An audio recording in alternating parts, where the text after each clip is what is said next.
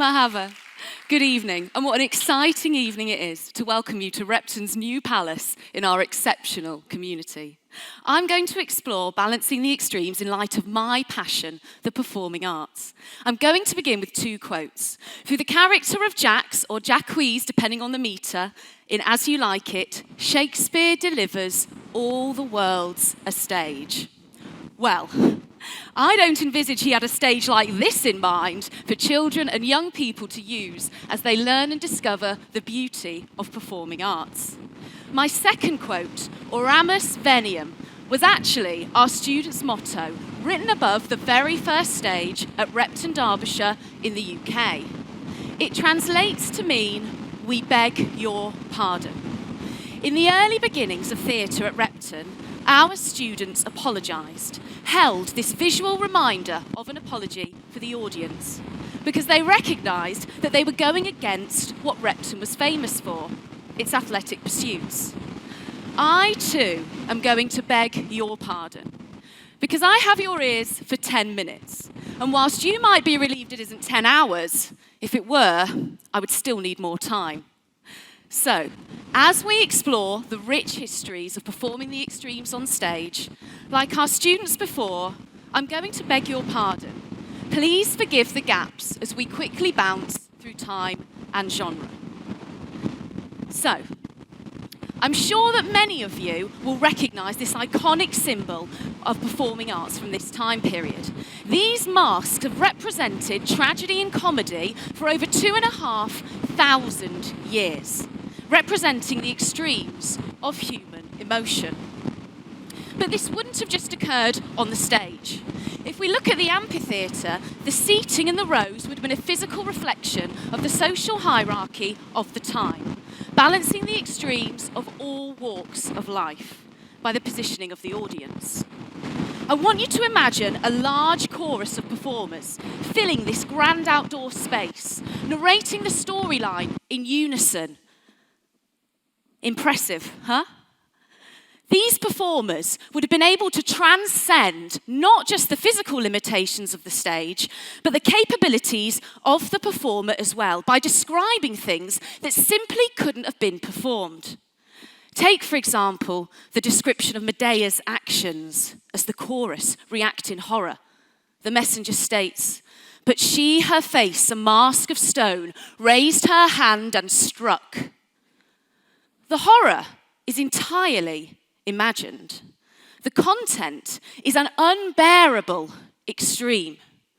This is an example of the masks and the performers overcoming the physical limitations of the space, but also challenging societal norms of what was deemed acceptable content to perform. Now, we're just going to make the slight jump and fast forward 2,000 years to Shakespeare's Jacobean and Elizabethan stage, where again we see the performance space as a medium for exploring the extremes on stage. Consider the globe. Groundlings packed tightly together for long performances, hours on end, held inspired by a love of performance. We then would have also had the audience watching intently, waiting, listening to the language. The power of Shakespeare's language and imagination transcends those similar limitations of the stage. Consider Ariel's magical role in creating the storm in The Tempest, which is described with language such as, "Oh, the dreadful thunder clap and make his bold waves tremble." There are endless examples of Shakespearean language from this time period where the extremes of nature and of human nature are explored. Now, let's consider some more recent examples of performing the extremes. In 2007, we had Warhorse, a visually stunning piece which pushed the boundaries of performance using puppetry. Here, they created these incredibly realistic horses so that the audience could grasp the relationship between the animals and the characters. In 2011, the National Theatre's Frankenstein saw the two leading performers alternate who would perform the leading characters on different nights, again challenging the actors' capabilities to immerse themselves in a role. Furthermore, this performance was also an example of facing the extreme of a society in lockdown, during which time the performing arts was deemed important enough to be welcomed into people's homes through streaming. In 2016, Harry Potter and the Cursed Child saw extraordinary stagecraft to represent the magical world of the characters. However, this also brought forth the idea of 2 shows in one day, creating an incredibly immersive experience for the audience. They were left both energized and exhausted, demonstrating the power of performance to completely immerse us. So, where does Repton fit in to exploring the history of performing the extremes? Well, firstly, I'd like to thank Paul Stevens from the Repton Derbyshire Archives, who has taken me on a journey from the other side of the world through Repton's rich history of performance. When the school opened in 1557, at this time, our students would write their own prologues and epilogues for performances. The first recorded performance was John Hughes' The Siege of Damascus. And our students introduced that performance, declaring that they hoped to please, asking audiences to accept their attempts, declaring that they had nobly dared. This would have taken place on an uncomfortable and inconvenient stage, which is now situated in the school's library. In the June of 1805, they performed Cato, which they introduced, "With trembling hearts we come before your view, to stand or fall as we are judged by you," presenting the human extreme of being out of your comfort zone. But theatre continued to thrive at Repton. In 1911, we had the debut of the Repton Amateur Dramatic Society. Now, this society received many negative suspicions in the run-up to its first performance. However, and it comes as no surprise to us, but like all things that Reptonians do, the performance was deemed a success. From here, in 1919, our students wrote their own performance, a comedy called Reptuck 2. This piece was situated in a fictional sister school of Repton set in Timbuktu.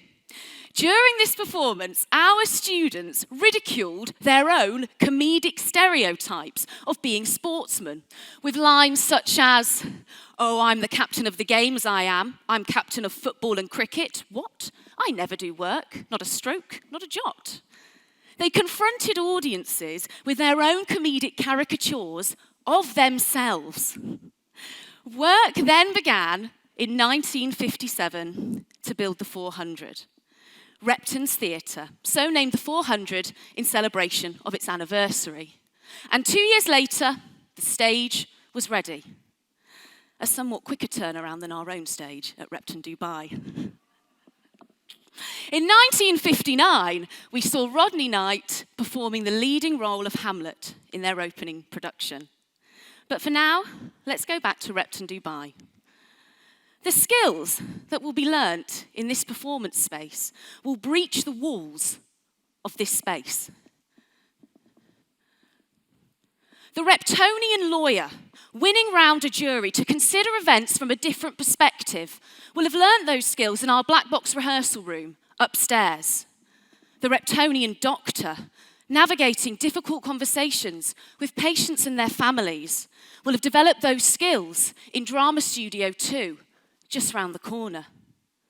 The Reptonian lecturer, working hard to engage a hall full of tired teenagers, whose presentation skills will have been honed on this very stage.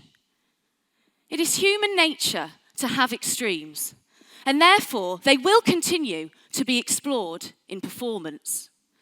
But I want to argue that balancing them isn't good enough. Instead, we should seek to control them, to channel them, to master them, so that we can reach our full potential. And that is my closing message to our students. All the world's your stage, and from your Reptonian students before you, nobly dare. Thank you.